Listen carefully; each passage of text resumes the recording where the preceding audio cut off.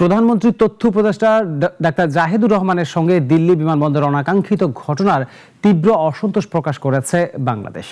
ঢাকায় ভারতের ভারপ্রাপ্ত কমিশনার পাওয়ান কুমার বড়েকে পররাষ্ট্র মন্ত্রণালয়ে তলব করে এই অসন্তোষ প্রকাশ করা হয়। এ বিষয়ে সাংবাদিকদের সাথে কথা বলেন পররাষ্ট্রমন্ত্রী ডক্টর খলিলুর রহমান।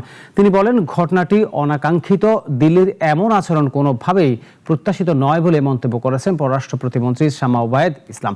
সংশ্লিষ্ট উইং ঘটনার বিস্তারিত খবর নিচ্ছে বলেও জানান তিনি। দুঃখজনক বটে, এই বিষয়ে পররাষ্ট্র মন্ত্রণালয় যথোপযুক্ত ব্যবস্থা নিচ্ছে এবং আজকে দিন শেষে আমরা এই বিষয়ে আপনাদেরকে জানাবো। ঘটনাটি অবশ্যই it's not welcoming. We don't expect this kind of events to happen, but আমাদের মন্ত্রণালয় এটা খোঁজ খবর নিচ্ছে, ইন্ডিয়ার সাথে কথা বলছে। আমরা পুরো ঘটনাটা জেনে অবশ্যই যদি কোনো অ্যাকশন নেওয়ার থাকে আমরা সেই পদক্ষেপ আমরা নিব।